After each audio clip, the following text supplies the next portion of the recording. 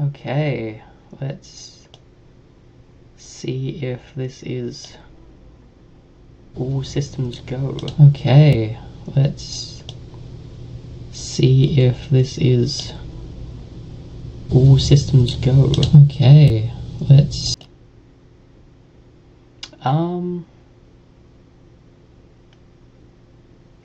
bit of an audio, a bit of a feedback loop there, but I think that means it's all going. At least that's what I'm going to take this as.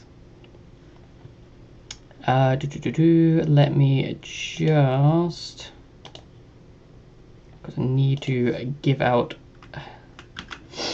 Oh gosh, I'm so sniffly today.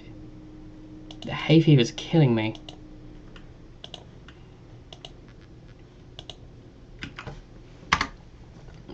Just want to give out the link to a few friends.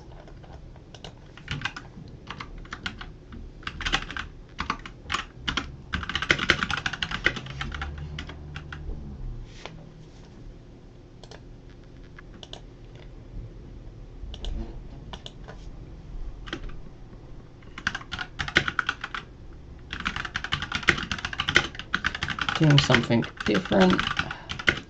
Home brew D&D while listening to lo-fi stream.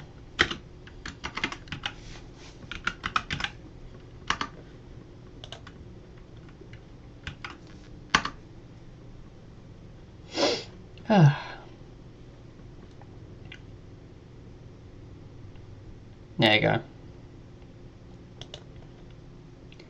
And I feel like that does me. Ah, gosh. Let's put on some lo-fi. I'm going to be going through Blue Turtle just because I feel like it's fitting, right? It's very Dungeons and Dragons inspiring. So let's combine the two. Why not?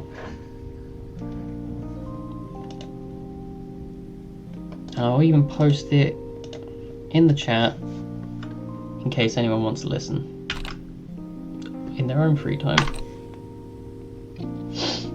Oh gosh.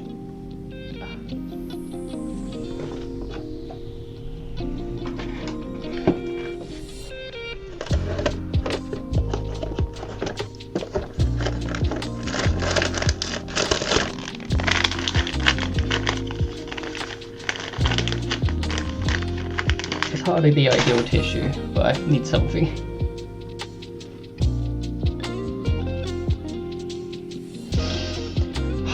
Get rid of that pollen. Whew.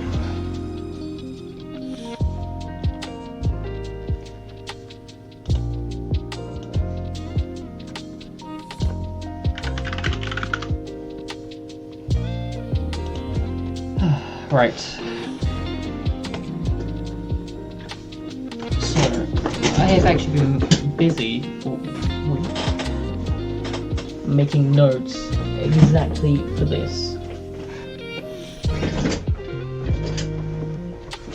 I have filled up this entire notebook with world building.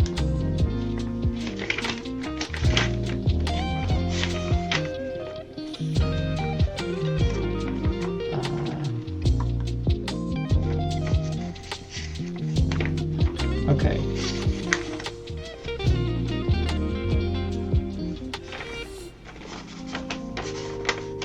So let's start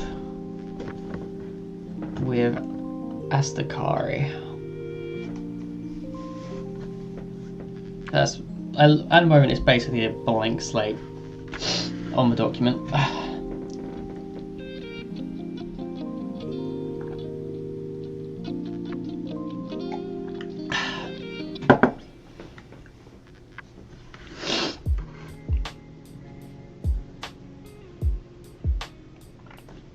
I mean, if you want me to look even more goth, I actually have, like,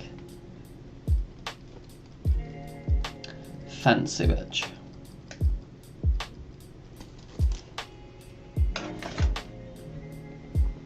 Hey Colin, it's always nice to see you, buddy.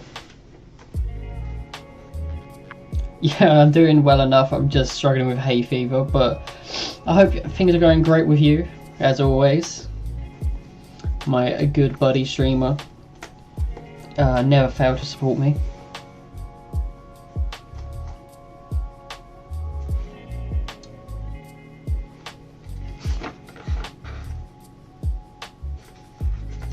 Okay. So I wanted to start with the one that catches my attention the most at the moment, which is the Highlander ones that I'm working on. So let's go to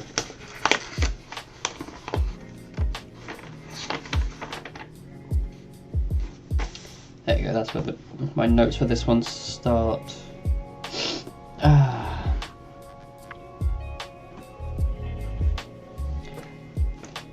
How is it, by the way, for people watching? Like, this is my first time streaming with OBS. I don't think I've got anything bad showing, but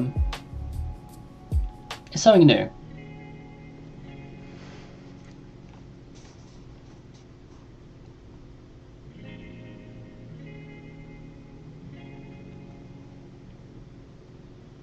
I mean, you're saying just pale, but that's just who I am. Like, I am just pale. Yeah, I've got. Looks like I got a big bald spot there. See if that helps. I might even just do this to try and alleviate that spot because it's gonna bug me seeing it.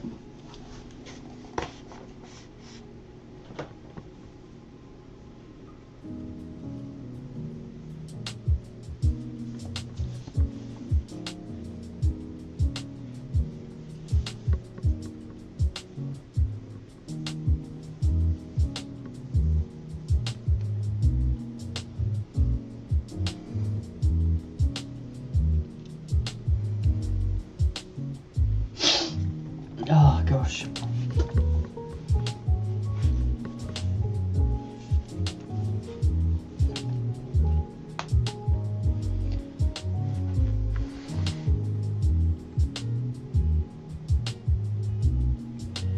How's that? Better? Is that worse? To me it's better, but also it might just be more distracting.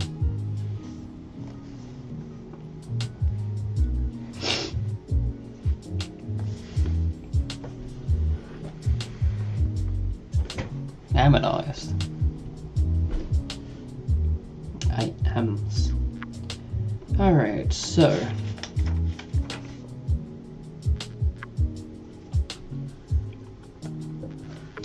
when I'm doing this, because the idea is that for my D&D games I want to have I want them to be a bit more involved. So I want people to pick not only like a background, a race, I want them to also pick like a culture. And I also wanted to pick a belief. Even if the belief they pick is I don't believe in anything. But they're all little things that I think can build a more cohesive world and hopefully a better narrative.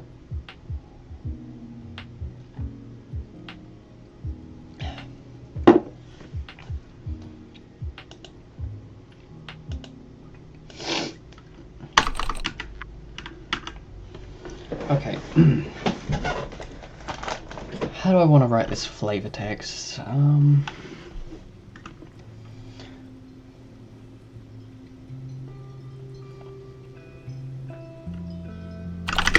The High Lords of Aztakari. Because I made a map. A long time ago now, but I will bring it up on screen. This is the old version of my map, so bear with.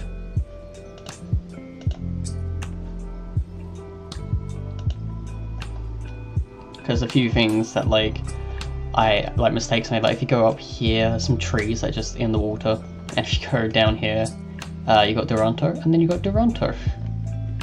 So yeah, old version of the map, It's been corrected since. I just haven't got a link that I can just hop to at the moment.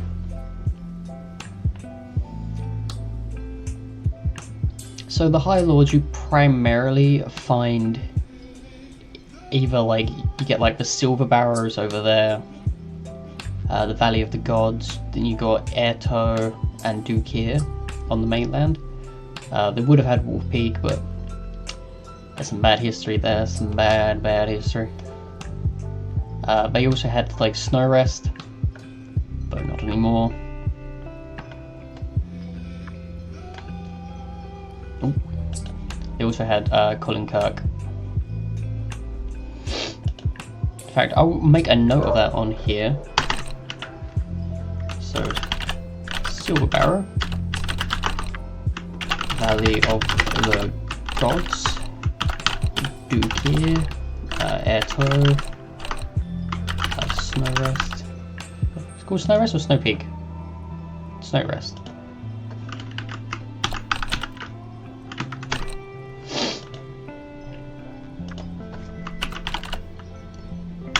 And Colin Kirk.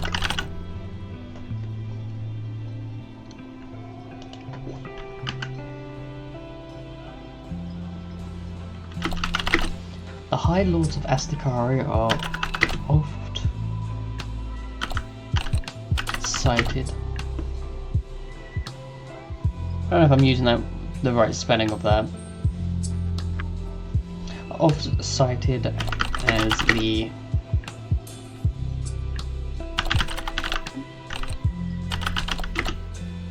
Do you not like the keyboard noises? I can turn them off.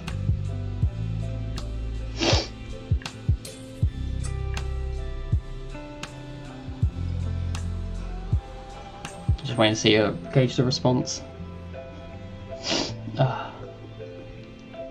Good golly. Oft-cited as the progenitors of a lot of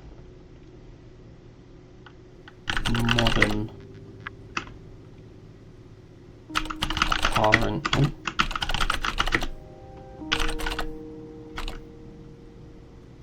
culture. Honestly, sounds like you're typing so much. Like I said, like I can turn it off. I don't mind if it's too distracting from the lo-fi. I can disable it.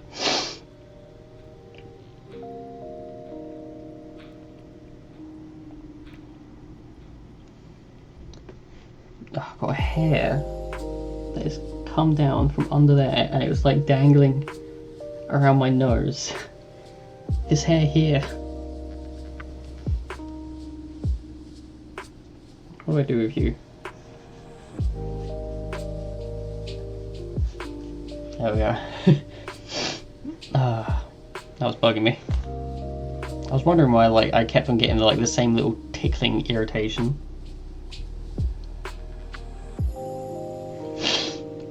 Alright. The High Lords of Astakaria are often cited as the progenitors of a lot of modern Akkadian culture.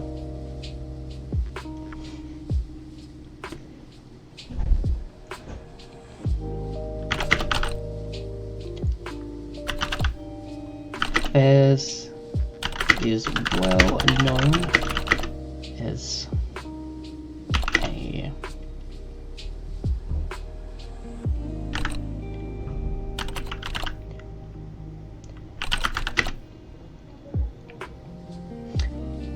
Alright, I'm going to type this out and then I'll read it. I can get some feedback.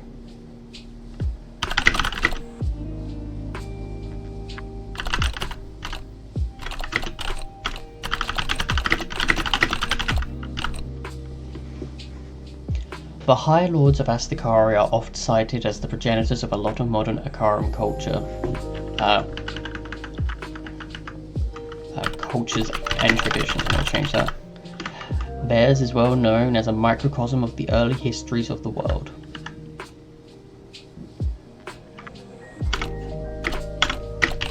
Being that they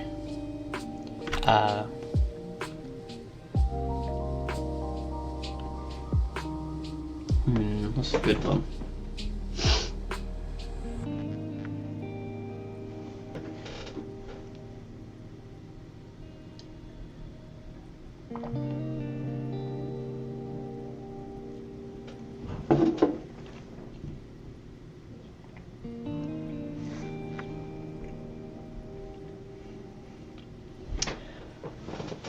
So in the beginning, well, not the very beginning, but in like the early history, you have this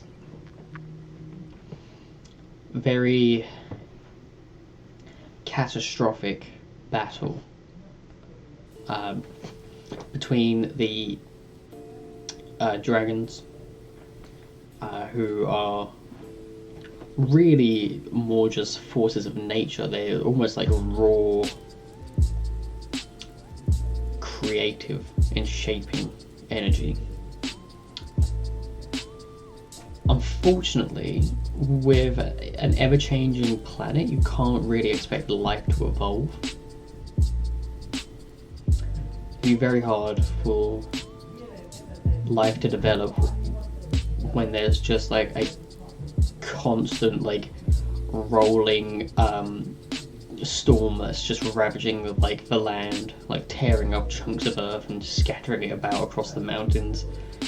You know, and you got like the next moment you got like a blistering freeze that's so like solid that it like the trees threaten to shatter like glass. You've got volcanoes that are just erupting. You've got tidal waves that are just swallowing like entire chunks of land.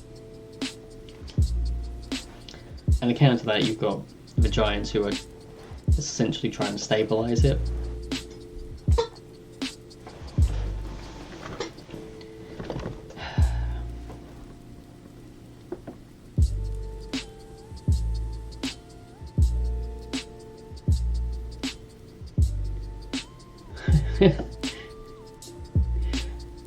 Hi, Dr. Quark. That's a fun little message. I can't tell if that's an actual AI or not, because like that's so many times I've been fooled. And I'm spurky as hell.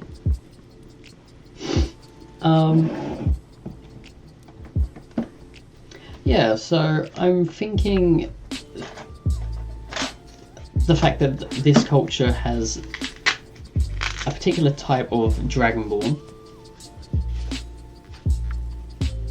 Artificial intelligence, what it remains after you remove natural stupidity. Oh, so I must be the leftovers from you. I got you. Checks out. Checks out. Okay.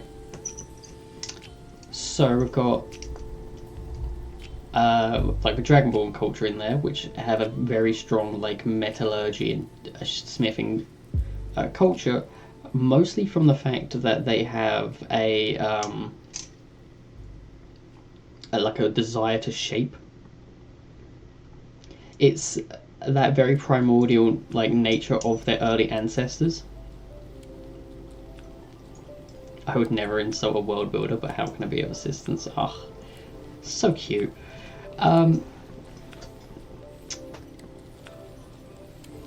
Oof, not actually sure, to be honest with you. I'm normally the person who goes around and helps other people build their worlds. It's very strange for me to be on the receiving end of any kind of assistance. I'm normally very like protective, like, oh, no, it's my baby. I put so much work into it.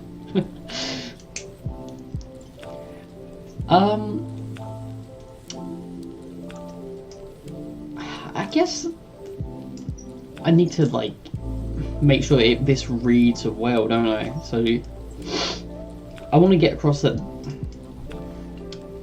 this understanding between them. In fact, let me write that down before I forget.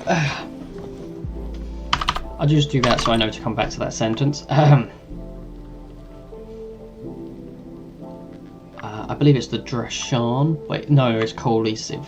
The native Dragonborn to a region that are often a part of this culture and tradition have a strong desire, a strong predilection, I don't know if I spelled that right, towards metallurgy and smithing. Likely originating from their earliest ancestors.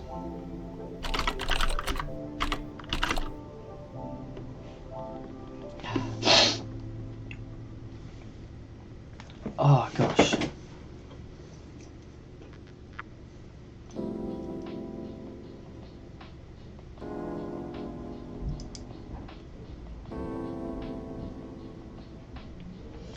When he builds a world, it always focuses on how terrain, fertility, water, and those aspects would form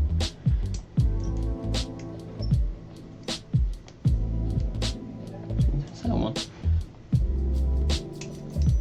That's a very interesting thought. Let's go to the map. Let's check out the map of this terrain. Because we're down here. Oh, whoops. Stop. There we are. Okay. So we're there. We're looking at Astakaria and the Acheron Mountains. In fact, I can make it more clear. If I do this. Let's go full screen. Let's really highlight that border.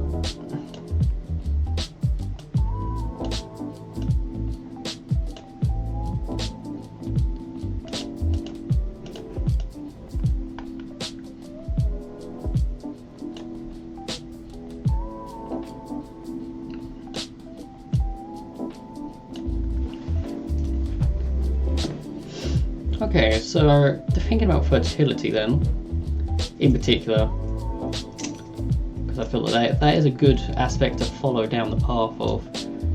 So if we're looking at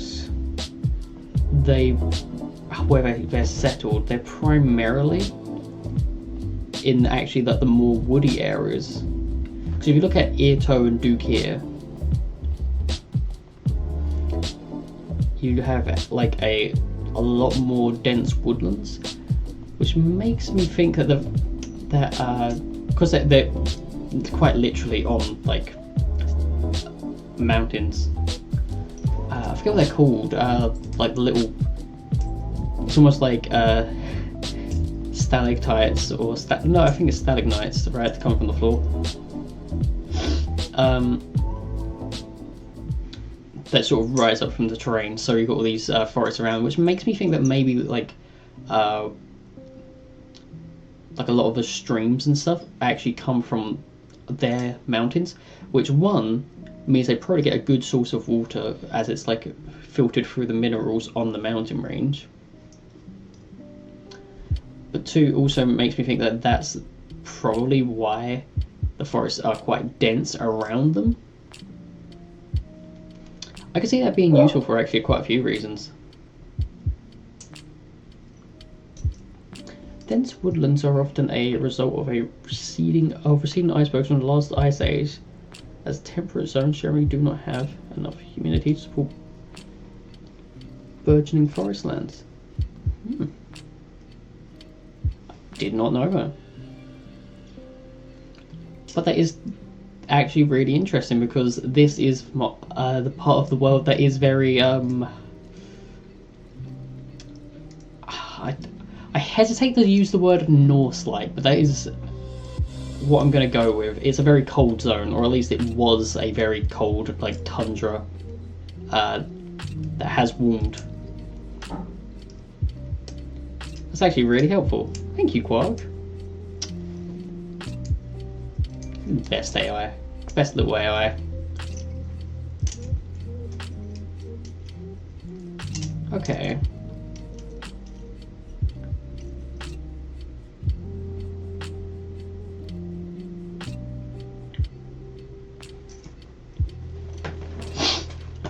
So, in fact, let's highlight these, because this is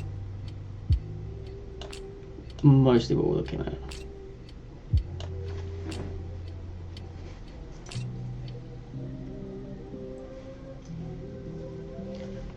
And if I just grab a different colour, so it's in purple, because these are places that have since changed.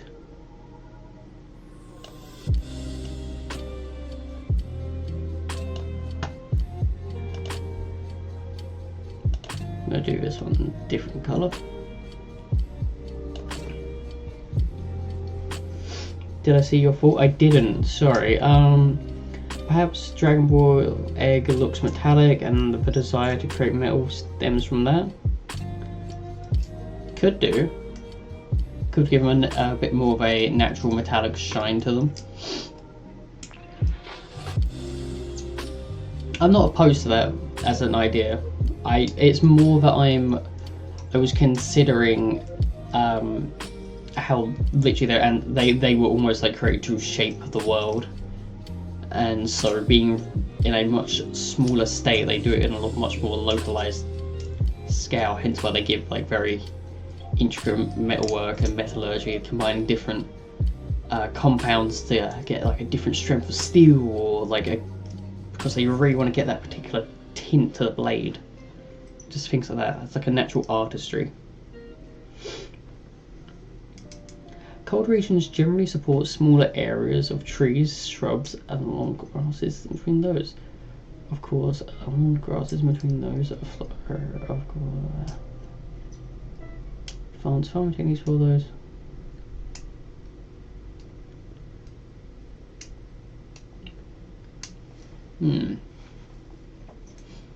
See, when it comes to food for them, I was honestly picturing them as mostly a hunter-gatherer type thing, but not because they couldn't farm, because the communities around them do farm.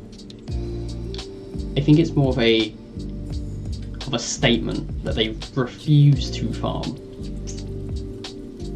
They do things in an almost naturalistic kind of thing, naturalistic kind of way, almost like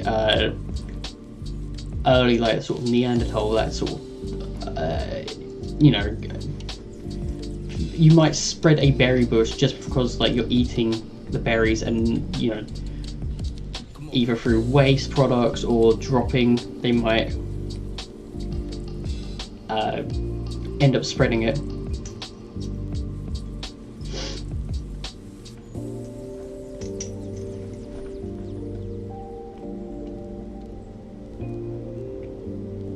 It's the equivalent of sculpting penis. Well, I mean, yeah, there's a lot of culture that have done that. It's all about being born, creating things, shaping the world, yeah.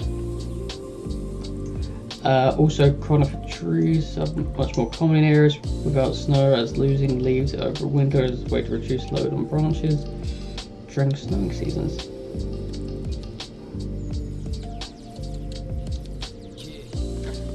Really?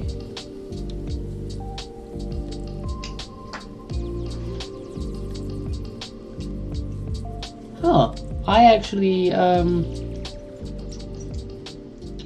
thought coniferous trees were more common in snowy areas. That's an interesting thought.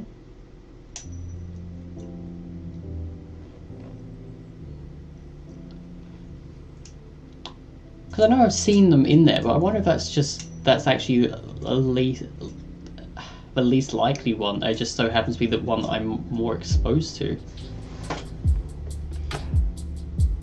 Hunter-gatherer are generally more common in unsettled societies due to wild land only being available to support a limited population. True.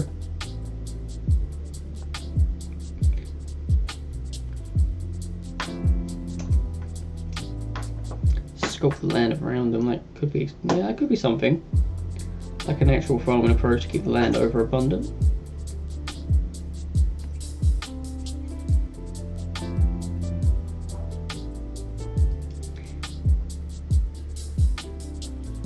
Especially in an area where there's a low amount of snow due to higher elevation, like mountains and permafrost regions. Huh.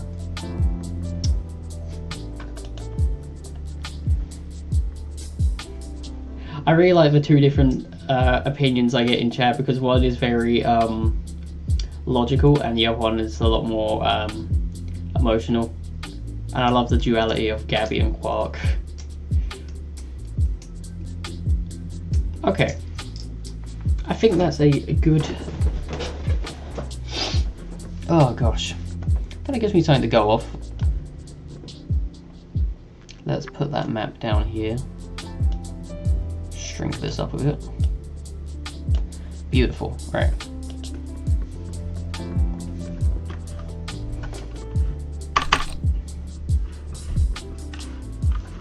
Let's add a...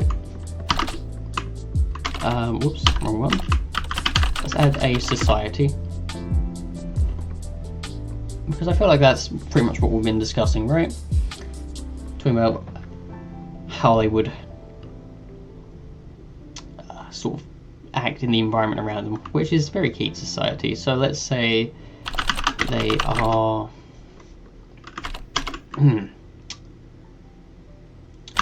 one to many outsiders, they would appear to be a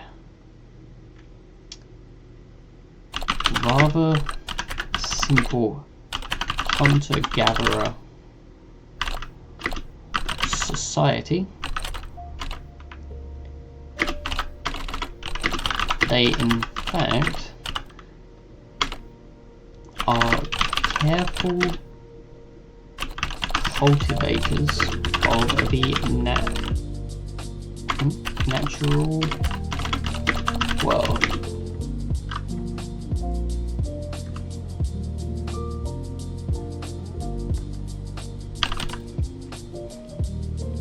Planting on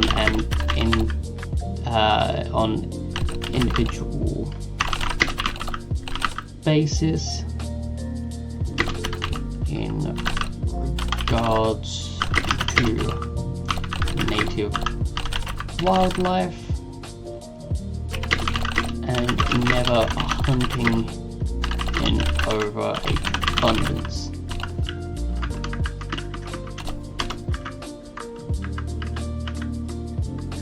Or just put abundance, right? Or is it space? I don't know.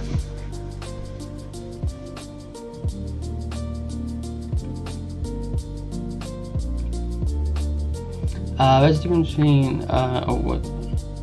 where is that? If you're looking for a culture with minimum farming over...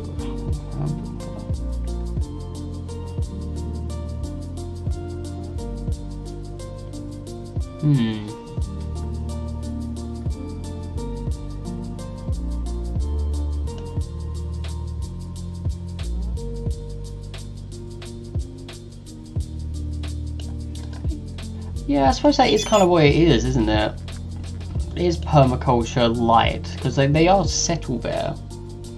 But I imagine they also move, that they would travel a further distance to not over hunt an area. Another point, can't, yeah, there we go. Another point maybe that many plants they are cultivar spread over centuries to maximize edible parts like melons. Yes, that is a very good point actually. It's a very, very good point.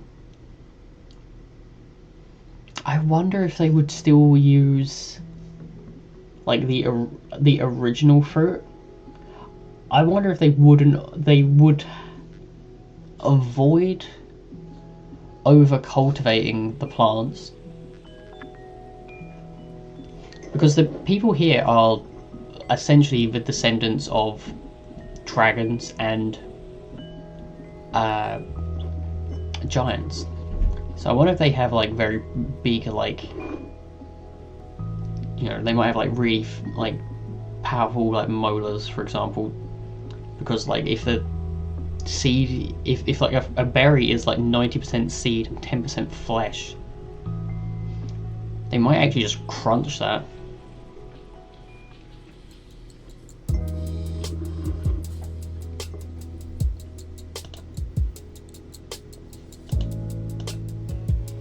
Full use culture, bone marrow is extremely useful. Nutritional bone meal. So what doesn't that word? Yeah. I like that. Ah. Oh, that was a lovely bit of apple juice, that was.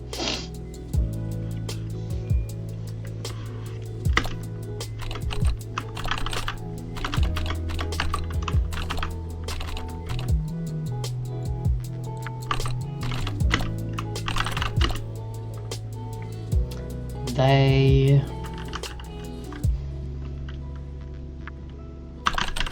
will use as much of the harvest and kill as they physically can,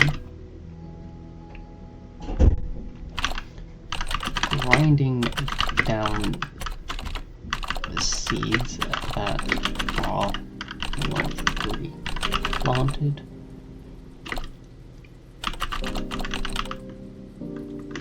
Carving out every ounce of bone marrow.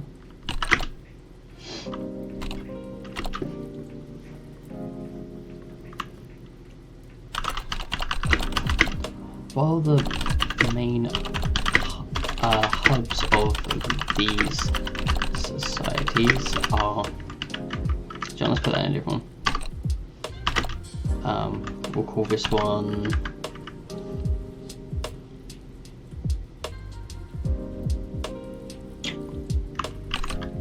civilization. While the main hubs of these societies are within the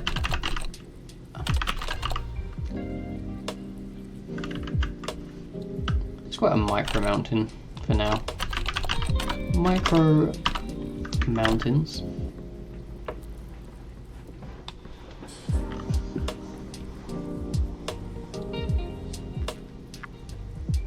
Oh, let's see what's happening in chat.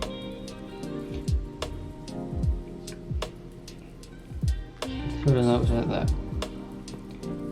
YouTube. Got away both and leave behind a fresh crop. Beans produce nitrogen in the soil. Ah, I know that one actually. This must be an interesting idea. If those people would have domesticated animals, feeding them from fruit seeds on the ground, spreading those seeds over the trails, they're traveling, making large areas filled with blackberry bushes that are on. Ah, okay, very clever, Quark. I like that.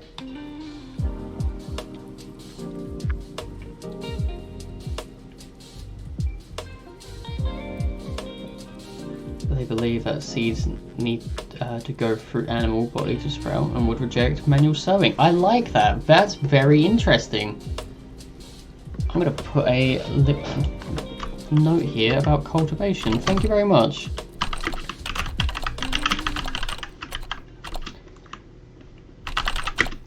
They reject the idea of sowing seeds by hand, instead preferring to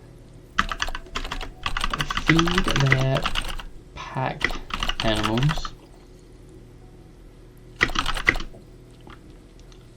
the berries and allowing them to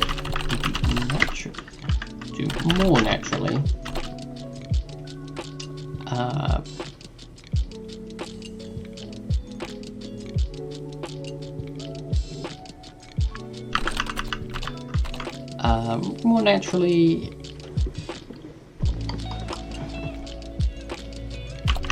cultivate the various bushes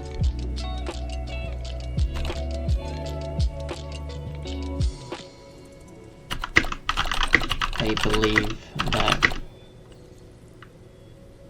a seed should travel through the body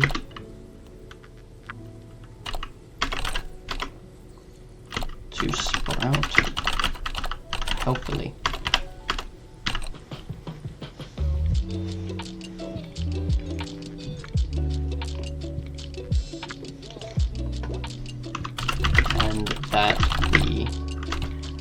And this is why you can often find a High Lord trail,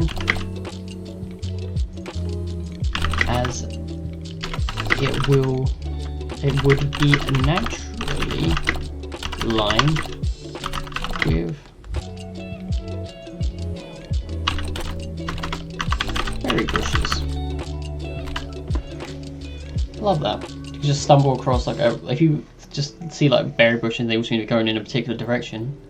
You might not think much of it, but if you knew about this culture, you'd be like, oh shit, that's gonna fucking lead somewhere. That's gonna like either take me to one of their outposts, or it's gonna take me to like one of their main cities. Oh, I'm gonna go there. That's quite clever. I like that. I like that one a lot. A local natural cycle where the pack animals have fruit or vegetable. The system gives you lines of food, travel locations, make a natural food source.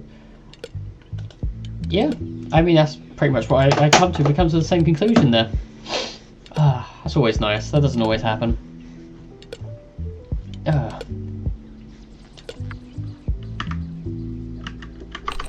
Let's put in some,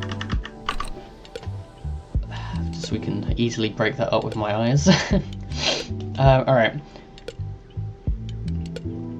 While the main hubs of these societies are within their micro mountain homes, they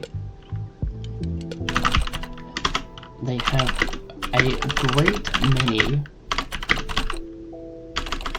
often hidden by natural means, outposts.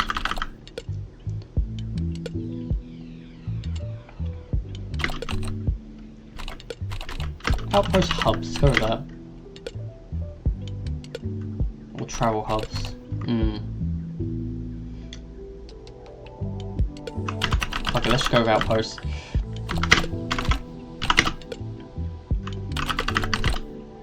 These outposts are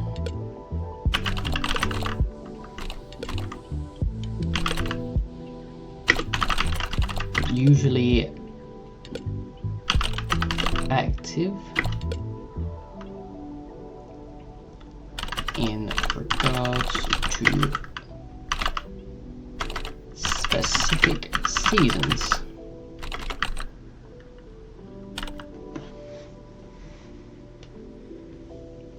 A canning culture. I honestly don't know how hard it would be to can goods effectively, because I know if you mess that up, it can be really devastating. Because that's when you get botulism and things like that. So I guess as long as you was aware of things such as that, and you could effectively stop it, should be fine. But I've never canned anything. I don't know how hard it would be to can something.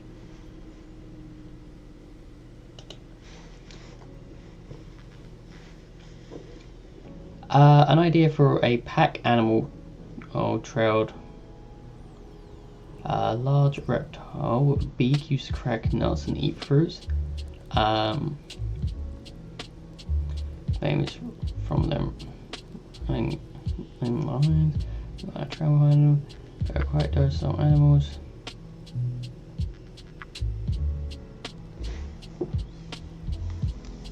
Let's see.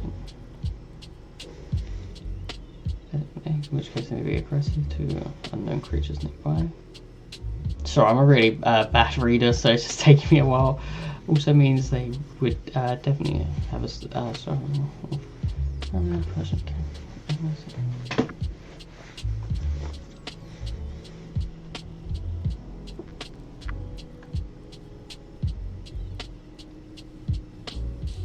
I like that.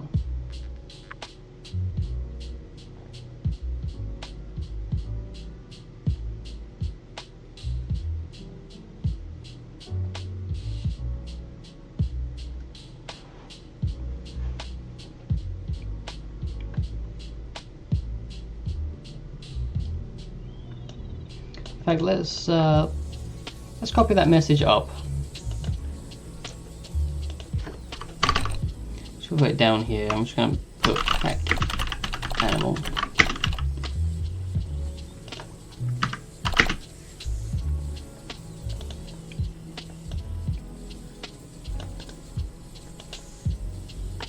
That's a really good idea.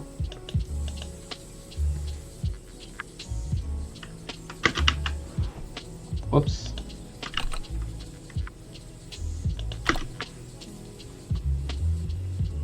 Maybe I need to break this up in a different way. If I do just like every sentence.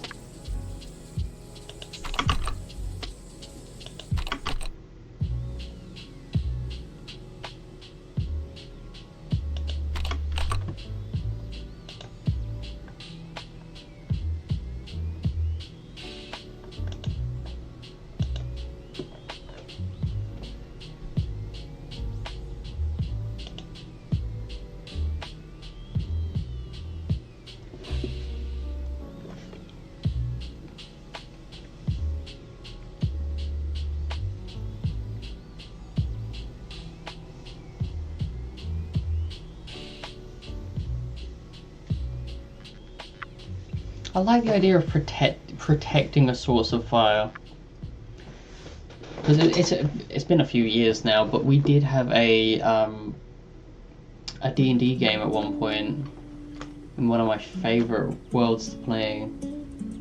But rather than going forward in time, which we had been doing for a while, because we started in like the Wild West, and then we went to like the World War, and like just before the World War, and yeah, went 60s. Eventually we went like, hey, let's do the opposite, let's go back, and we did a like a Neolithic one. And there was a time when we was traveling, and it was so freezing cold that in character we were like, I think we gave everyone a torch, or at least the closest we could make to a torch, because it was just like, we don't know who is like which one's gonna last, but we need to protect this fire until we can get to like a better shelter than out in the snow. That was a good game.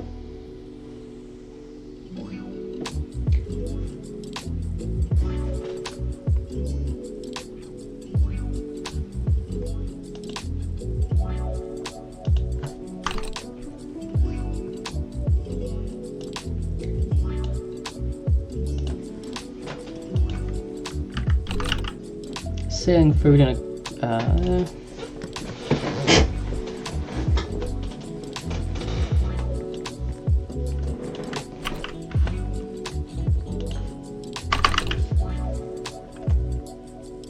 ash is a natural disinfectant. Oh, I didn't know that. Okay, that's like basic potash. Oh, Sentry eggs use ash. I actually didn't know that at all. I knew about Sentry eggs, but I didn't know that's how what it was used to make them. I've never eaten one.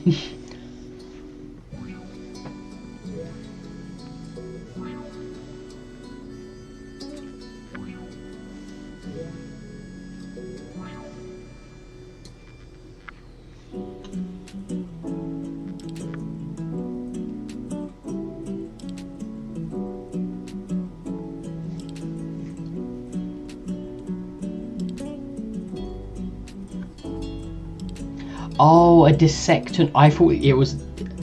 Oh, I'm glad you clarified that, because I thought you meant it was just a typo. I actually didn't know that was a word. Dissectant. Oh.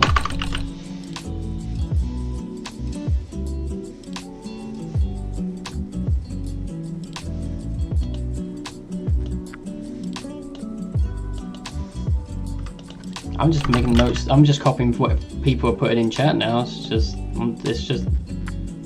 flowing. I'm just gonna put all that.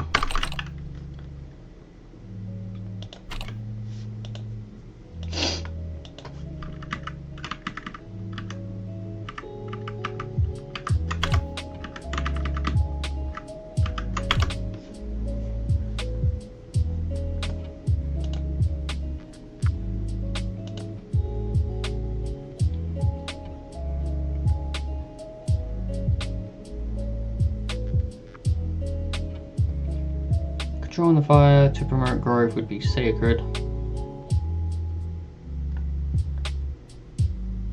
My only correct me is the desiccant. Ah, okay.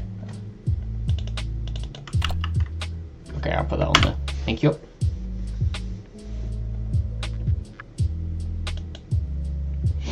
So that's a new word for me. I've learned something new, that is for sure. Ah.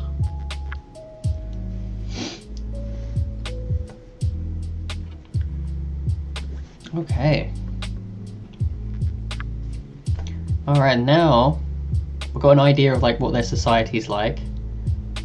We've got to think of what cultural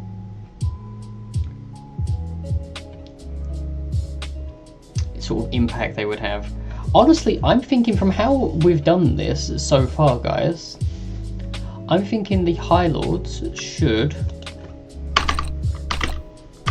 Gonna put a note there. Ooh, clothes. Also, they may see forest fires as wool gods. If forests became too old or infertile, they would, so they would not naturally burn in the forest themselves. Gods. Good fucking point. Good fucking point.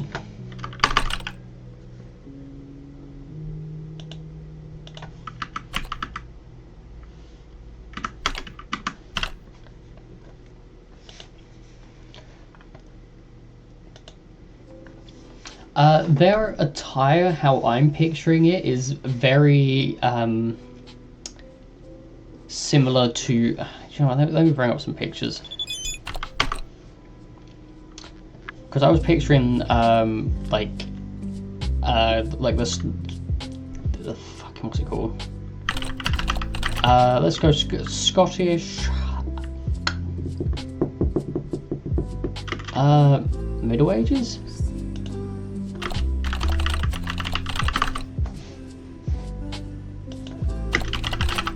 Close. Oh.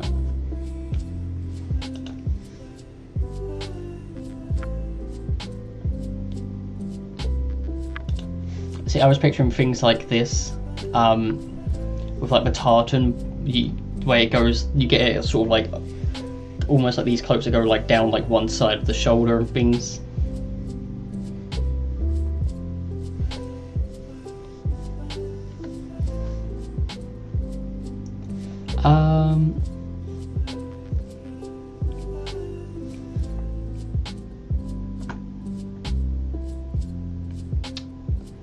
If they have so big connection to ash, maybe clothes made out of paper-like substances from young saplings boiled and processed with ash. This method was... Ah! I didn't know that. I'm putting that down. I'm writing that down right now. I didn't know that was how papers were made. Early paper.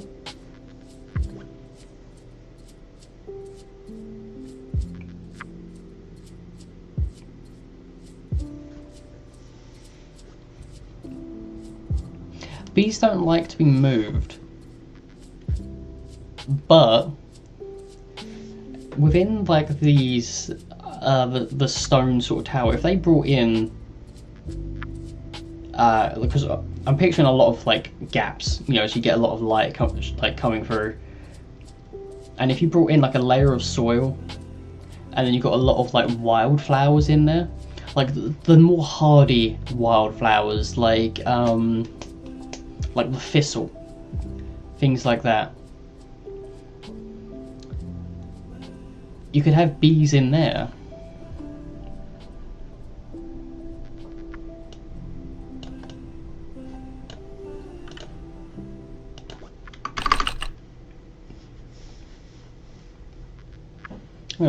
I'll make a note. In a bottom layer of the cowering stone is a reserve of flowers and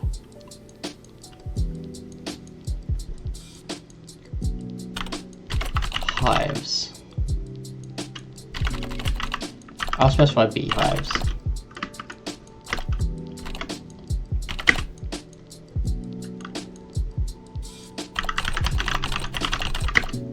Semi-regularly smoked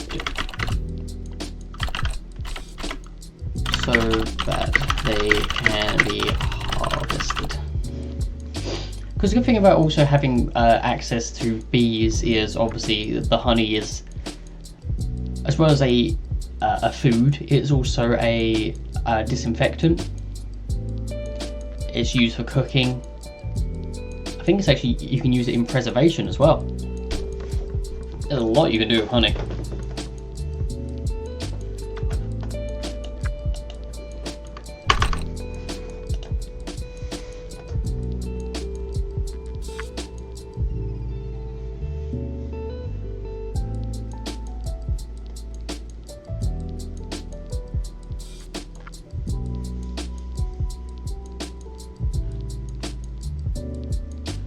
Oh, hold on, what is this? Old beehives were destroyed when harvesting, as the ones which you can harvest and continue.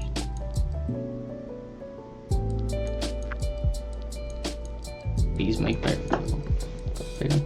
Oh, didn't know they made berries grow bigger. Yeah, because the thing is, like, you couldn't have a hive even on like a wagon or anything, because the vibrations would really upset them. I think it would make the bees almost anxious, feeling like they're constantly under attack. I think, yeah, that would definitely mess it up.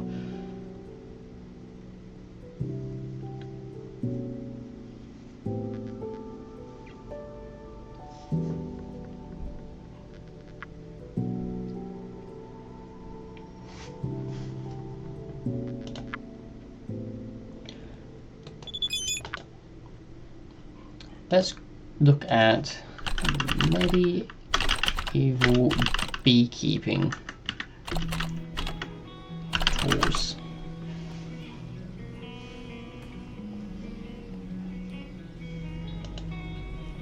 So obviously that's a bee smoker.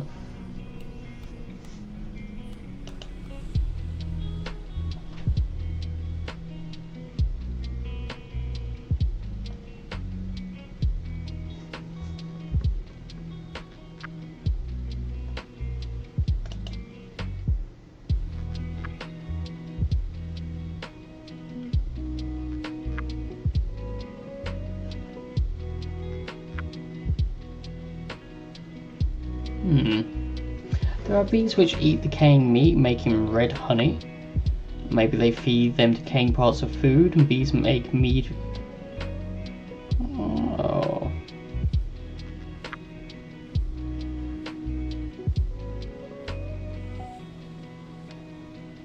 Ooh, okay.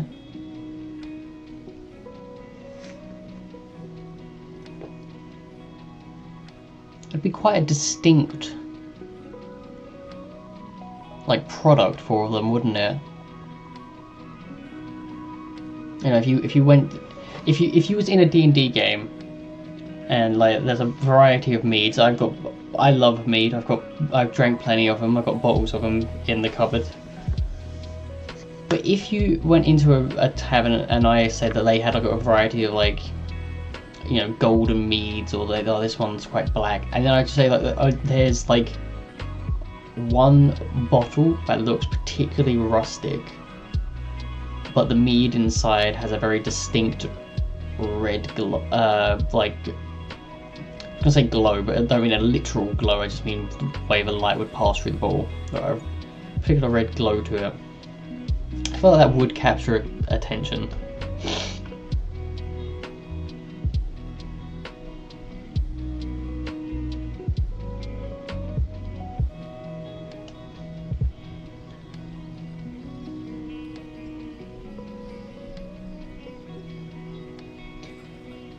When you arrive at a... How first you gather all the wax and honey.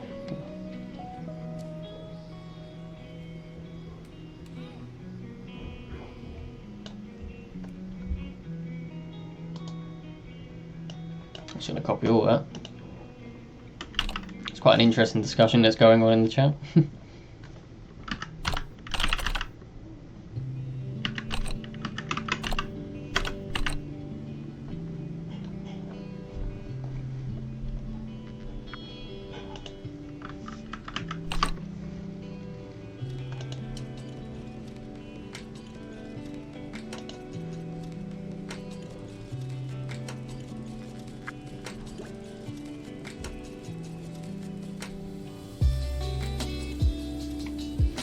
They're quite big, you know, they're like, I don't mean wide, I mean physically larger in stature than a human. So I would say that they probably don't use a cart. I like the idea of them walking these natural paths. In fact, they probably, see like how this gentleman has his like walking stick. I quite imagine I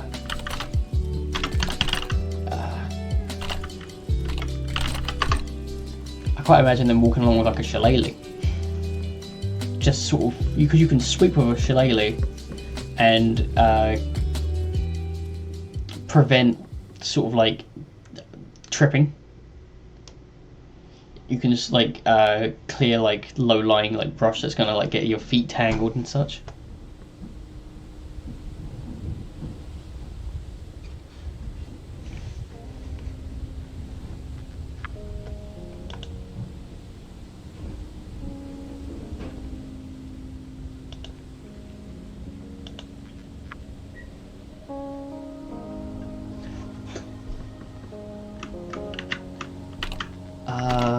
Higher Lord traits.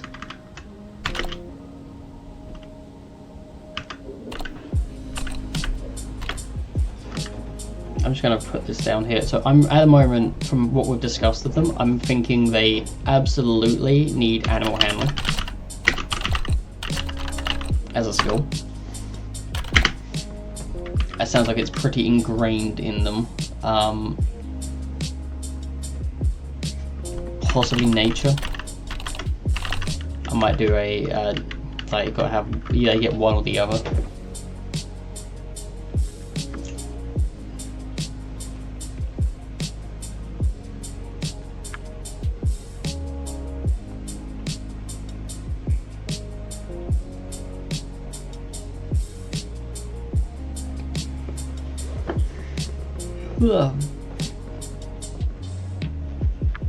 A deity that revolves around feeling the forest beneath your feet. That would be very in line with like the whole Green Man. Was it in Druid mythology? You got Kurnos or Cernos, depending on your pronunciation. Much like, is it Boudica or is it Boadicea? I've got a lot of that trouble over here with historical documents.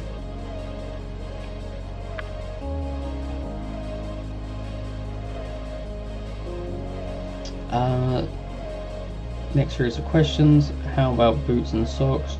What material did they make tents from? How do they navigate? Do they have maps or knowledge of Half. Do they boil water in lava pots with stones, or do they have metal?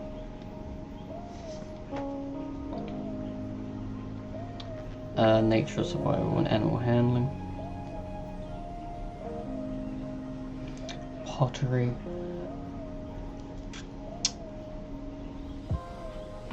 Okay. So posed a lot of good questions there. I'm just gonna. I don't wanna lose out on any of this. All these questions I'm getting and suggestions are extremely helpful, and I really appreciate it, chat. I'm just going to quickly write this down as well, because I think nature slash survival slash animal handling, and I think they need a trade, like a tool. I think pottery is a good one. I think smithing would be a good one. And the thing that interests me about those is that they both have a link to fire. Yeah, while you don't necessarily need fire for pottery, I know there are some that uses, like, you just leave it out in the sun or in a proofing room. But considering that you have people who can literally breathe fire, I like the idea of them using that for things like smithing. Probably a lot easier to control the temperature of a piece of metal that you're working on when it's coming out of your mouth, and you can choose how much force you put on it, whether it's just like all your energy, or it's just like a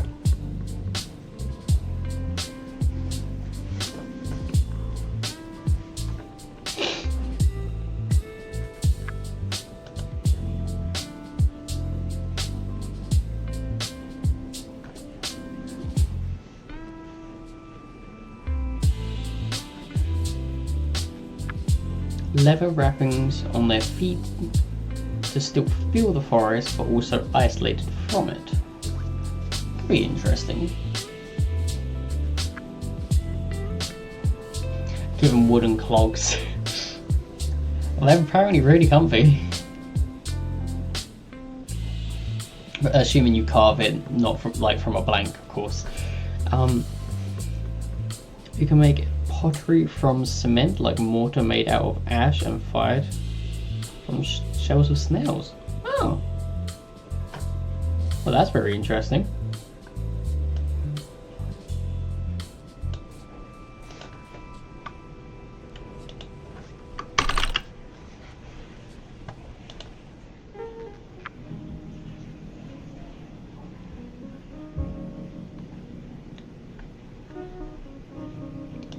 If they shed, that could be cool.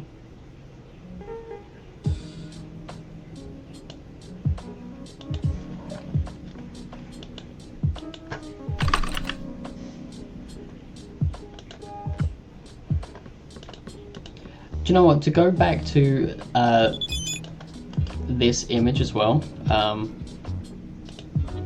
as an inspiration for like what I was thinking of the clothing, it'd be quite interesting because you see a lot of like skin patterning difference between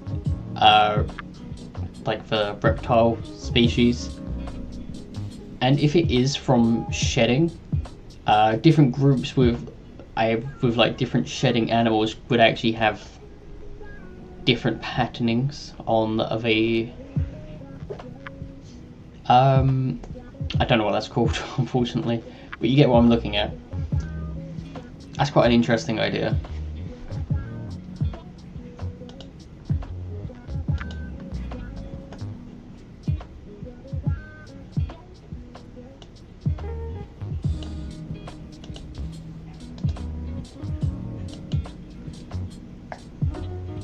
Like a fold woven textile. It definitely is. I just mean the style of it, like how they've shaped the material on their body.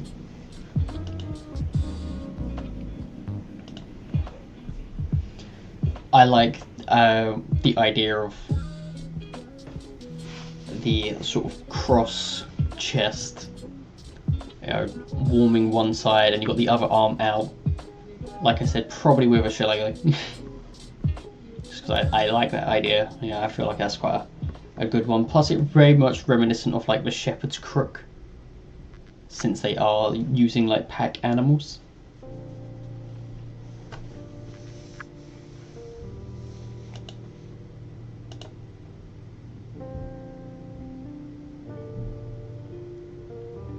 Ash people?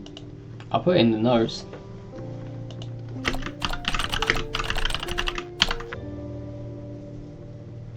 What flavour of world am I creating? That's a good question. I normally say quite a low fantasy one. I feel very based in realism. There is magic and things, but I don't like for it to be overly common. I always found in things like Lord of the Rings, what made magic so magical to me was the fact that it existed, you see it happen, and the effects felt incredible because you wasn't exposed to it all the time. You know, it's simple things like when Gandalf essentially makes a light out of nowhere is an incredible feat because no one else can do it. But if everyone was here in a world where everyone has the light cantrip, it'd be significantly less magical to see someone create a light.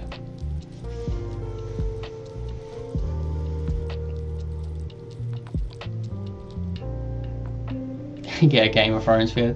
That's totally fair. I was never a big fan of the series. I always got more interest listening to people on YouTube explain things about it. It was just very appealing to me. I actually have a whole key that I created just because it was easier for me to group up like specific races and things using different shield icons. You know, I knew everyone who was a part of like the Broken Eye. I was going to give them a banner. You know, everyone who is like part of the Handrei has this very wide one with like a narrower tip at the base. You got like there, and there. Things like that. It definitely made it significantly easier for me. Like if you're looking for all the like Astakaran ones, you've got Stowe up there with the circle shield. You've got this one down here in Yistran. You've got Castle Nostra there. Just made it very easily identifiable for me.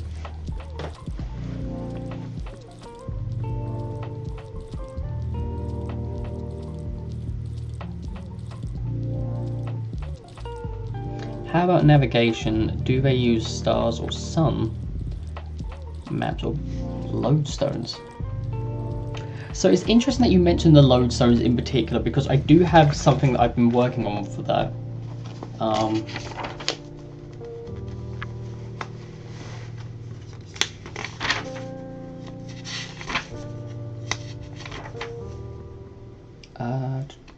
Have I gone past it? I may have gone past it.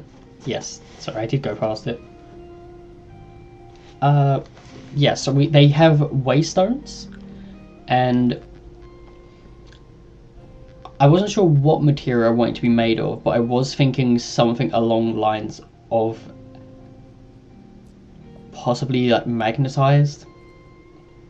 Because I feel like the bush trails that we discussed, you know, where they're like walking along a certain path over so many years,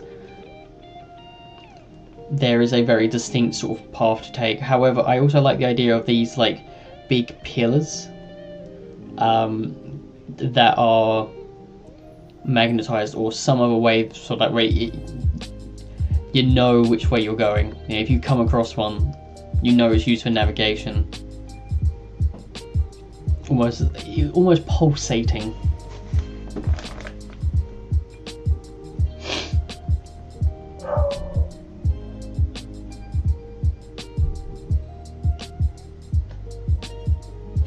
Are you thinking of using the snail idea?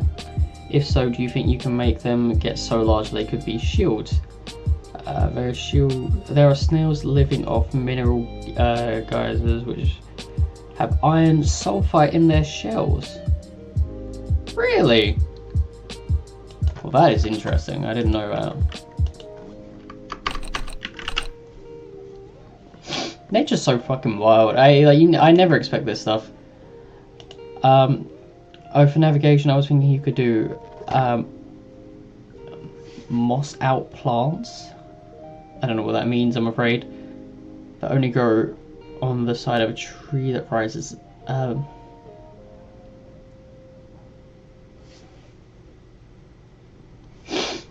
don't quite get that one.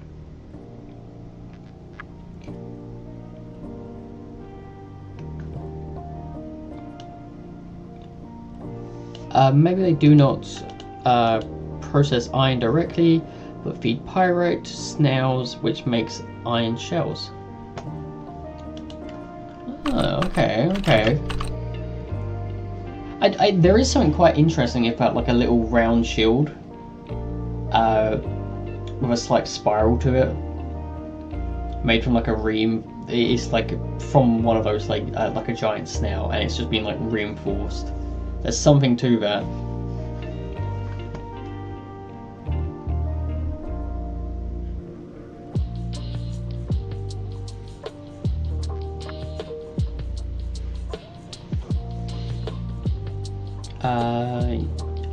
You could make a towering ancient trees.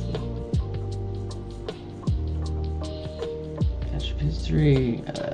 Most like grows on the north side of trees, so you know which way north is. Oh, okay, I get you.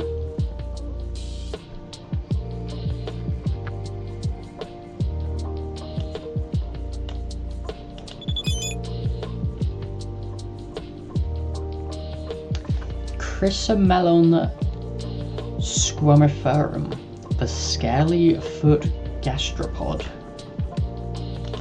Oh wow, that is an interesting looking creature.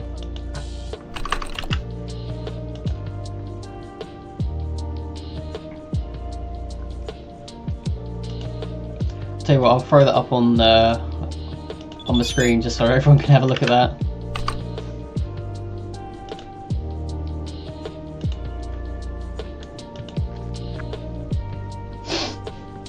That is certainly an interesting creature.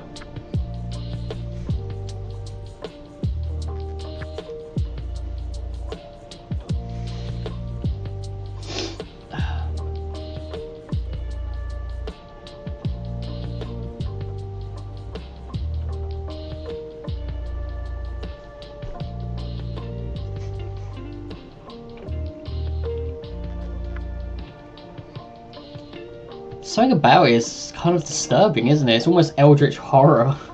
It's like, oh god. Oh, that's even creepier. That's even weirder like that. I like that though.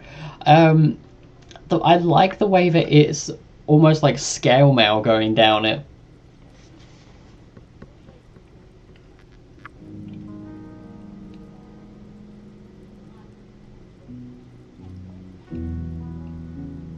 And process it and make great shells. Snail shell machete.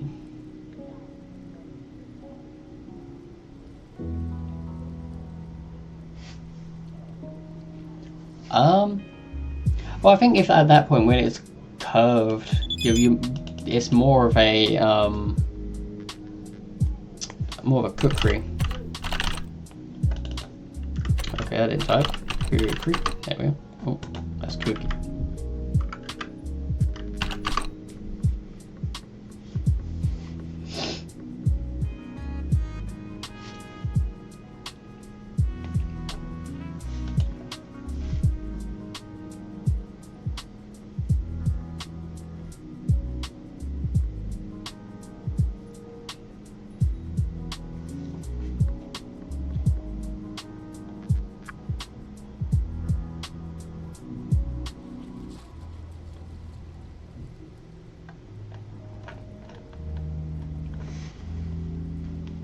Well,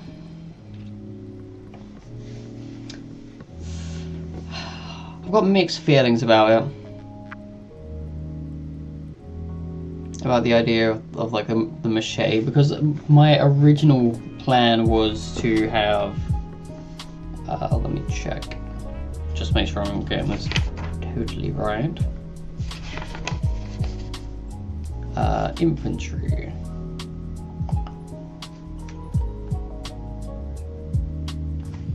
To have them primarily be like warriors that are like few and far between. It's not a huge culture, but to give them great swords. Because I like the Highlander sort of look with, you know, great sword, huge people, very wide shoulder, almost like the Athenac of I think I'm pronouncing that right. Of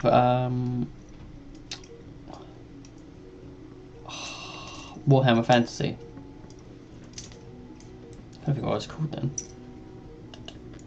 Brain's fading on me.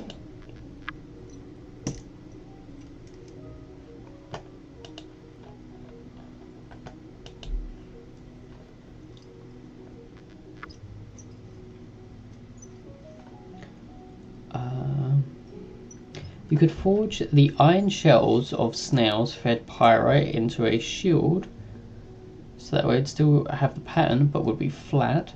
But I do believe the question of pottery was not answered. Do they use ash and fired snail shells to make a mortar-based pottery? I think so. I think they would.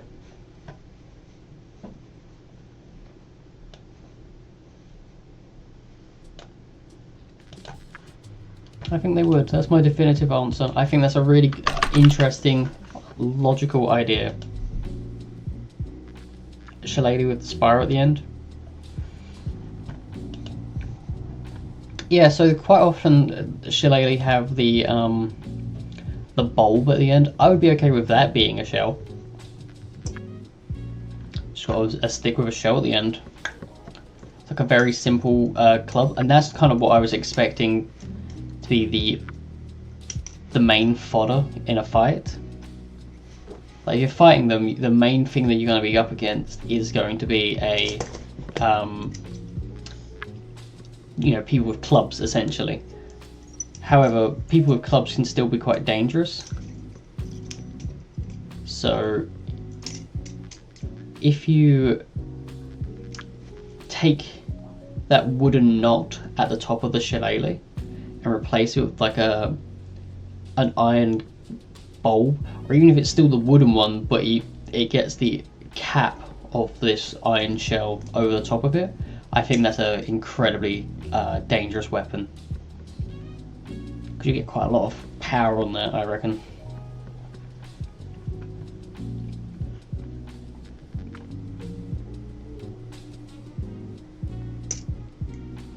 We have a long sticks with massive iron shell on the end.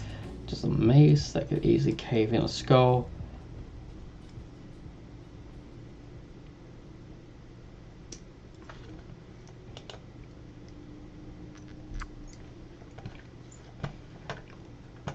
I mean, it sounds like we have the same idea though. I'll copy that.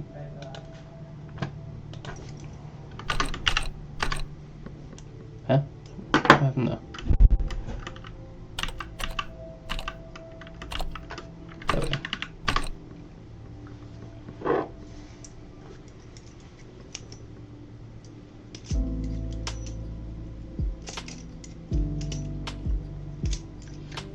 The idea of naturalist dragonborn of the deep forest.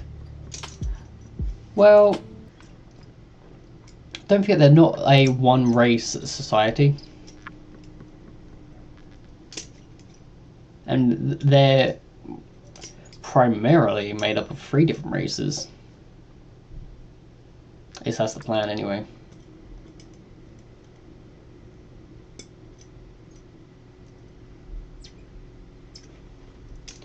None of it is, well, I disagree with that. You know, that's like saying when you see when you play Skyrim and you go to like the Blackbriars and see their beehives, you're like, wow, this isn't fantasy, this is just reality. It's like, yes, fantasy should be passed with logic, you know, it shouldn't just be all crazy all the time. You know, you need to have logical points that you get. Otherwise, if everything's crazy, then nothing's crazy. At a certain point, it's just like, okay, well, nothing stands out because it's all strange.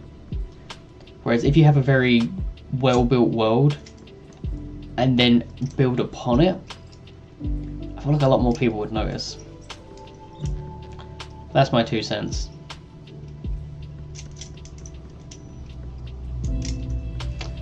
I love playing with this. This is so fun. I'm gonna put it down though before I hurt myself.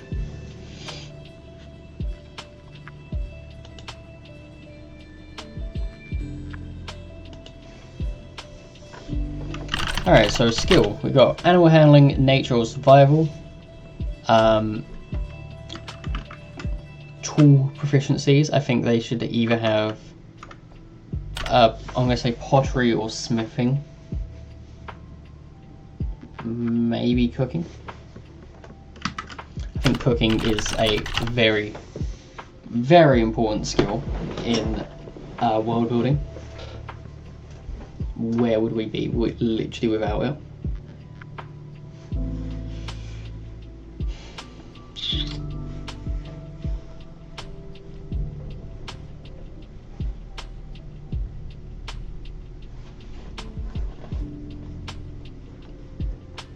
I'd like to do 2 unique feats with each one.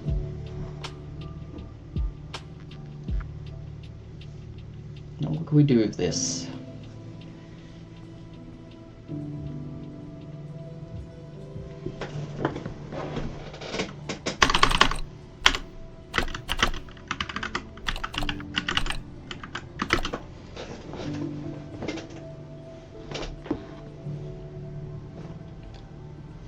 The easy thing that we could do is give them some form of magic.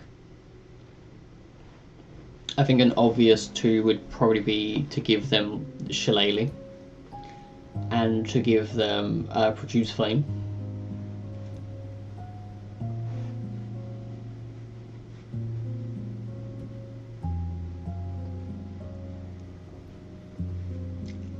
It sounds like that's 2 things that is very integral to their existence.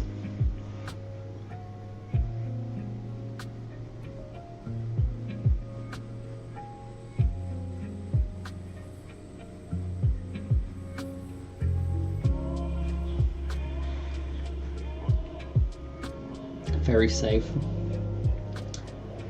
Okay, so it's not that I'm against doing that either. I'm just wondering if there's more we could do.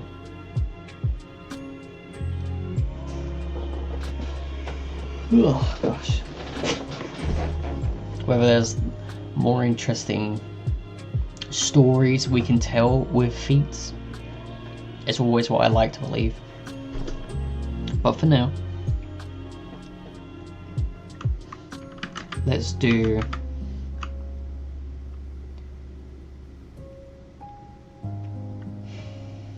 I was going to say Druidcraft, but then I was thinking about it. Like, Druidcraft literally forces something to sprout rather unnaturally. I don't think that would actually be in line with how they feel at all.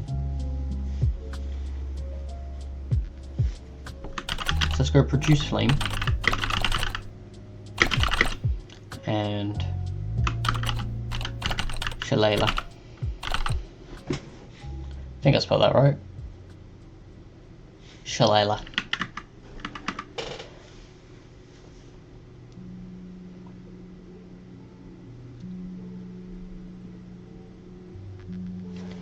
Let's call it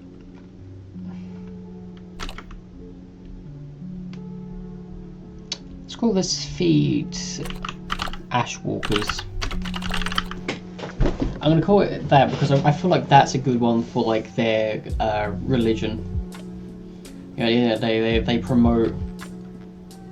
They find wildfires to be a very natural phenomenon that should be encouraged. It's the will of the gods, it's the forest burns down and then a new one rises from the ashes that's stronger and healthier for a time until it's not, and it gets burned down and starts again. And considering they're also nomadic, or at least semi-nomadic, I like the idea of walking down this path mostly barefoot. They can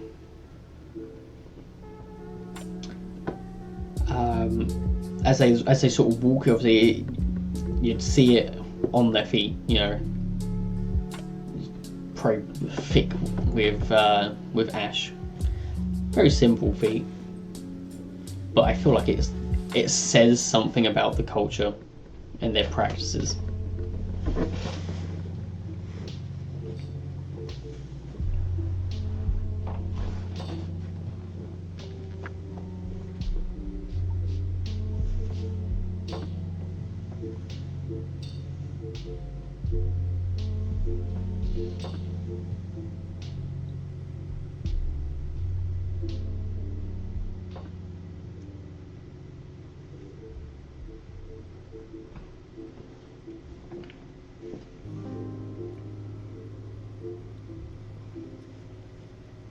Ash and Fire, the Dragonborn.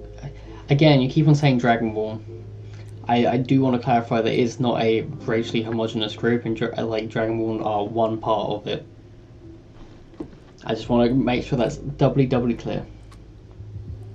I've said it several times, and I just feel like it's not getting through. There is primarily 3 different races here. We're talking about the equivalent. I mean, I've been calling them, like, in my notes there, Yopking, as in a mixture of the word Jotun and kin, as in kinship. So you've got them, you've got dragon, and then you've got Goatians, and I've always had the Goatians as like avian people. It's a mixture of people there. I just don't want it to get confused that it's just like, here's a culture of Dragonborn up in the mountains. I like to think they're more complex than that, but like,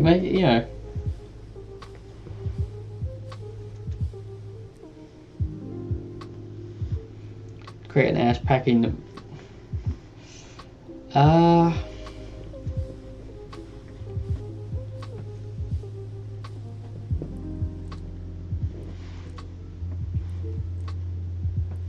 What would you mean by packing? Like to treat a wound. What would you call that? This triage, if you will.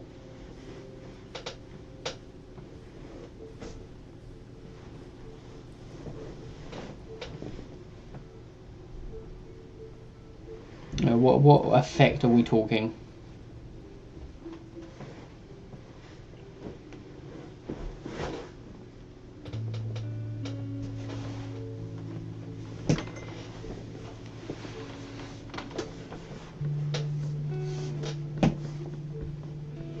Stop bleeding.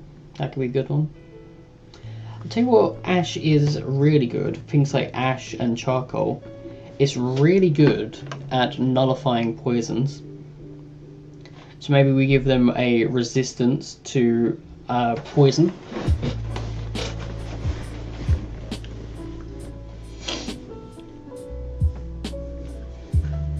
Because I, as you know, like you in particular, Gabby, I have conditions for bleeding. It's not a standard 5e condition, but I do have one.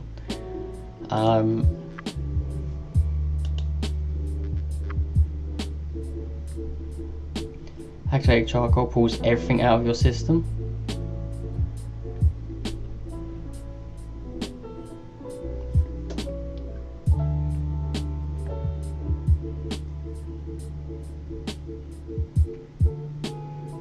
Yeah, I'm wondering what's a good thing to write for that, because like giving them a purge ability, maybe.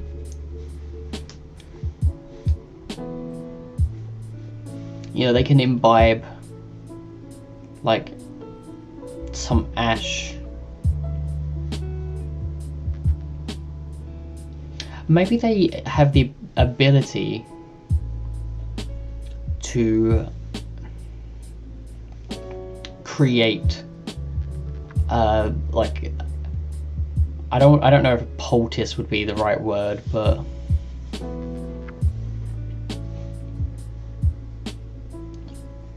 like an ash tincture.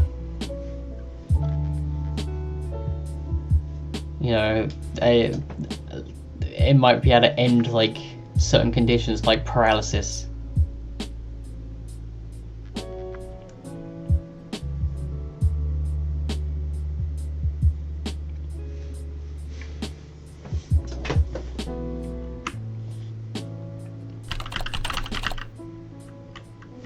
I was gonna put ash poultice there. Can create an ash-based substance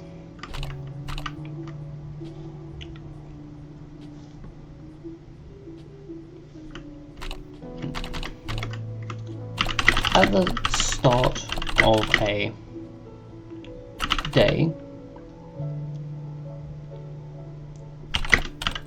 provided they have material to burn.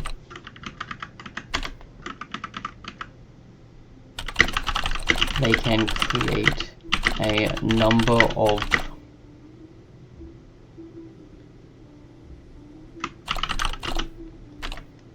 ash-based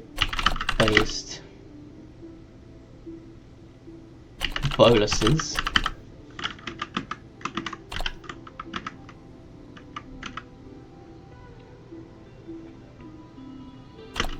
equal to their proficiency bonus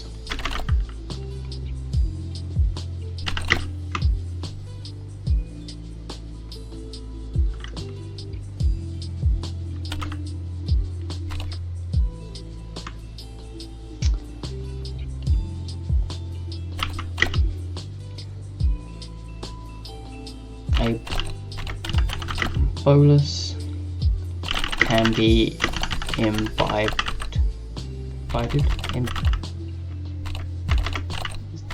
right? A bolus can be imbibed a number of times. As a bonus action, let's do that first.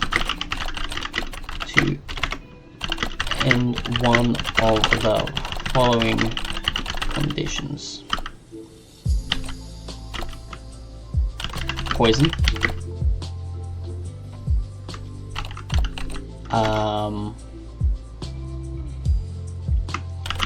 Paralysis.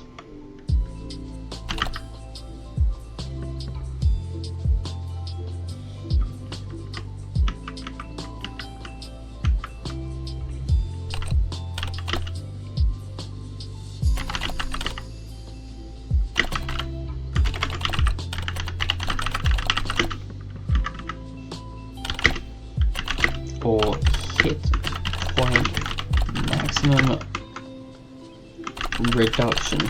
How's that?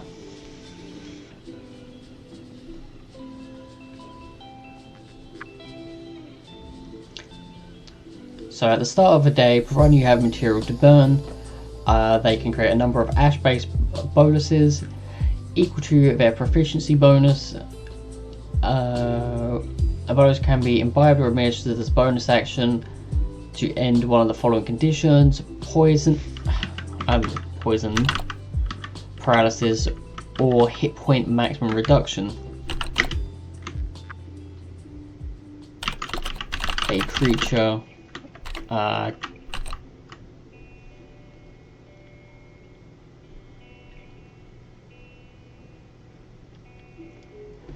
like it. Also, swallowing it is dangerous, so it makes sense. Too much charcoal can and will kill you. Well, that was actually going to rule. A creature cannot benefit from this more than once per 24-hour period.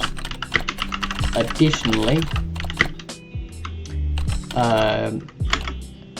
they become inert after said 24 hours.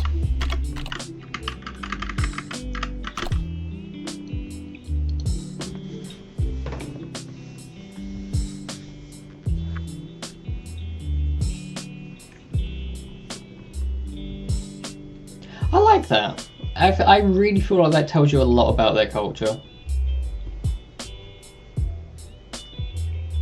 You know, they've got a really strong naturalist bent. They've got a religion based around fire. You know, they've developed specialized crafts to better create with it.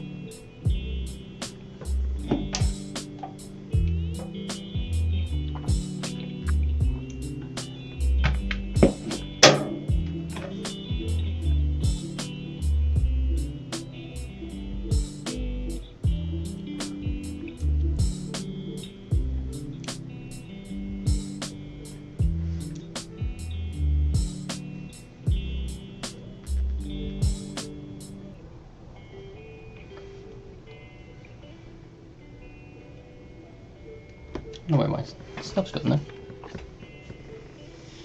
Where'd I put them? Oh, I'm sure it's not a big deal. I actually think this has been really productive. I've got a lot of notes to go through and type up, but like that's amazing. And I'm really quite happy with it, to be honest with you. I think it all follows a very logical through line. It's the point where it's actually going off the page there.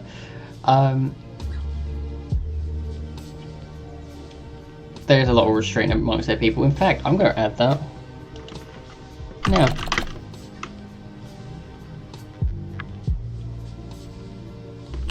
Great restraint. When subjected to a save that would force them to act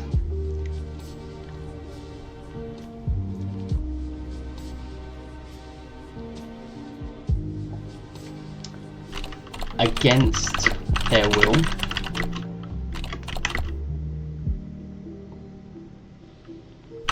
they gain advantage on the saving throw. That's going to be really important.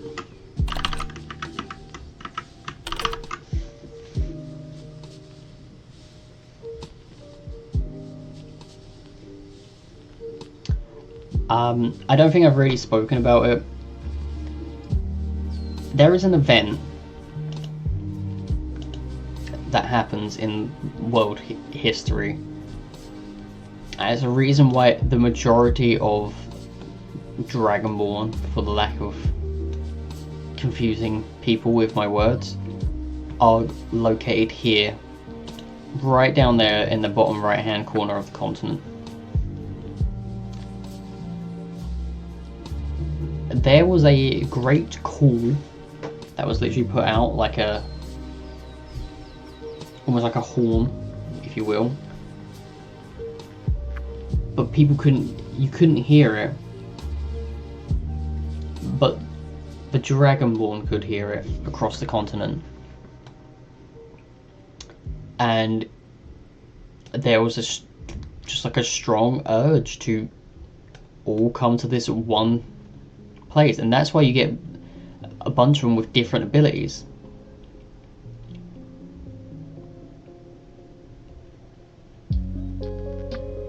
You know, that's why there's this society here is not necessarily great for them. It's made up of 4 different types of Dragonborn, and along those types they've got a very rigid caste system, so there isn't much moving around between them. It's, oh, what are you? You're a Coalrecive, aka the ones that are a part of the culture that we're working on now. These like fire breathers with a martial prowess. Oh, okay. Well, that means you're going in the military. Oh, you've got no drive to fight, and you just want to create. You've actually got a strong creative urge and want to express it through delicate art, twisting intricate metalwork into just beautiful vistas. Well, that's too bad. You're a Coalrecive. You're going in the military. And there's no retirement plan. It's you serve until you die. It's not a very nice society, and originally I attributed to the reason why a lot of the Coalrecive are the more resilient of the bunch is because they have a very mixed society, and I imagine that, you know, if you saw like your neighbour just walking off in a trance, you'd probably stop them. But maybe it's also part of like their religion. You know, this their culture is literally about restraint, so when they feel that calling to go somewhere, they were just in a more refined mental state to resist it.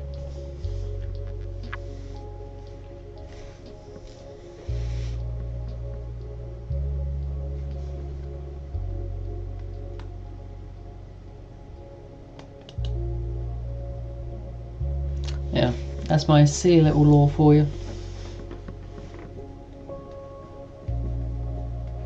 If anyone's worried about it.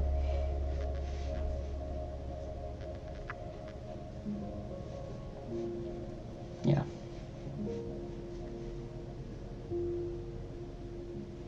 I've had a really fun time. I think I'm going to do this more, and I'm going to do it more often. I'm thinking of doing this not every day, because my weekends tend to be quite busy. But I'm definitely thinking Monday, Thursday, Friday. Let's try and aim for 3 days a week. And see if we can just keep at this and keep working on lore. Because I'm really enjoying it, honestly. This has been a lot of fun, and I'm glad that I've started using this new system which lets me capture my screen. I never used OBS before. Is it OBS? No, it's Streamlabs. I keep getting that confused. I've never used Streamlabs before today, so this is all new to me. But it has been a really fun time to just put on some lo-fi and work on this, get some feedback.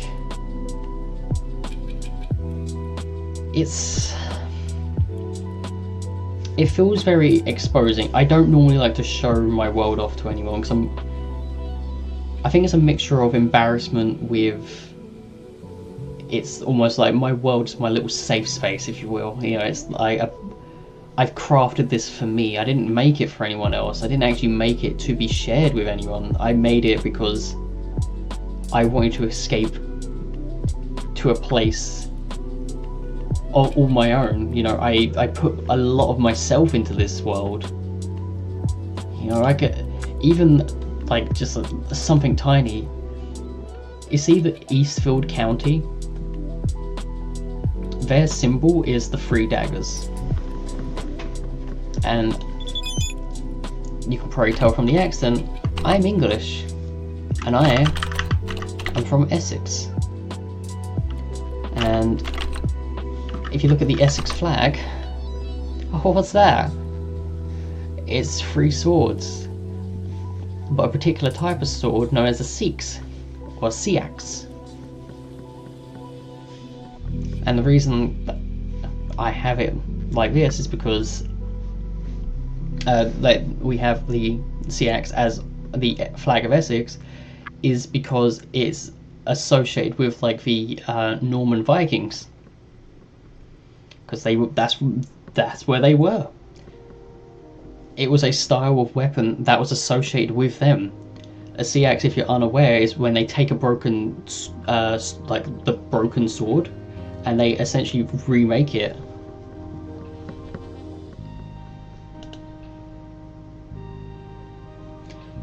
Yeah, there's a whole thing about the fact that the flag of Essex is supposed to represent Siexes, but they actually show scimitars. Because I used to think it was a scimitar. I thought 3 scimitars. But yeah, no, they are supposed to be CXs. And so I did the same here. I recreated it because I found it interesting. And I thought if I do that, I'll remember that little bit of trivia the rest of my life.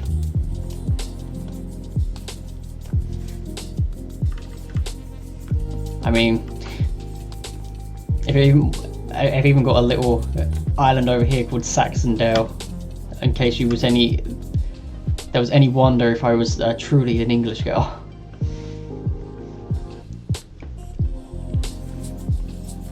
Oh, the Saxons.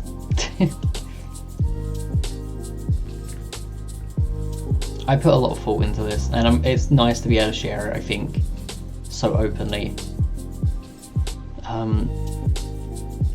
I stopped DMing in this world for a long time because one of my friends said that it felt like I didn't want to do it, like I was on edge. And we joke about it now. I'm just like, yeah, they bullied me, and they bullied me into stopping DMing. But in all honesty, they were correct. And that's why I only ever playfully bully them for it, because they were right. I was on edge all the time. Every time it come to session, I was panicking because I really want to I want to almost make the best impression, and because this world is an extension of myself, I want it to make the best impression. You know, if my world comes across as like shallow or lazy, then I'm going to feel like I'm shallow or lazy for not making it better.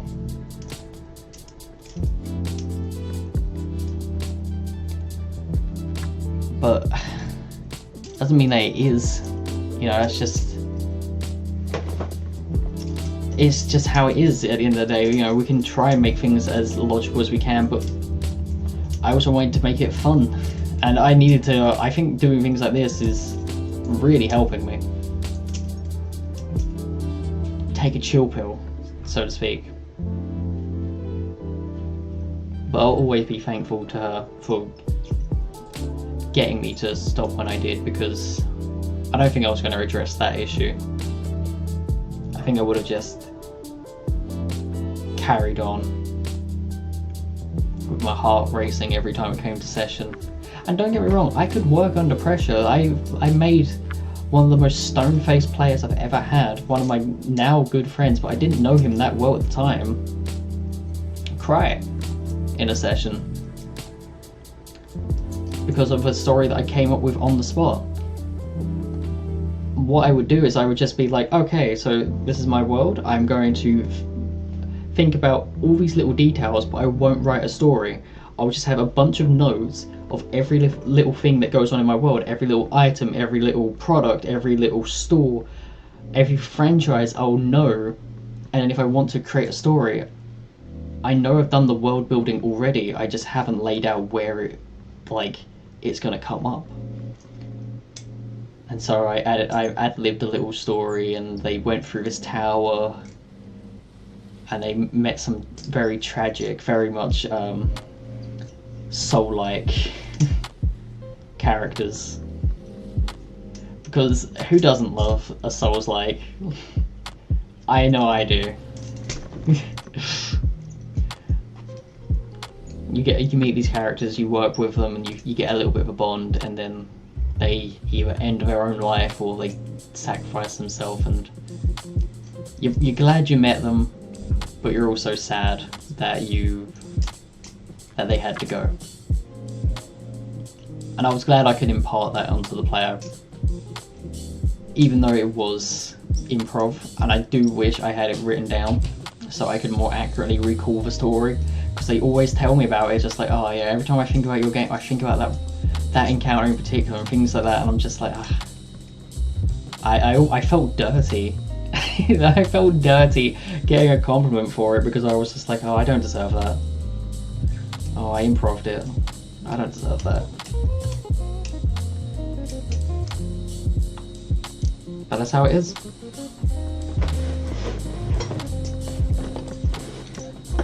Right, you lot. I will see you on Monday. And hopefully we can do some more lo-fi and chill. See you later, guys.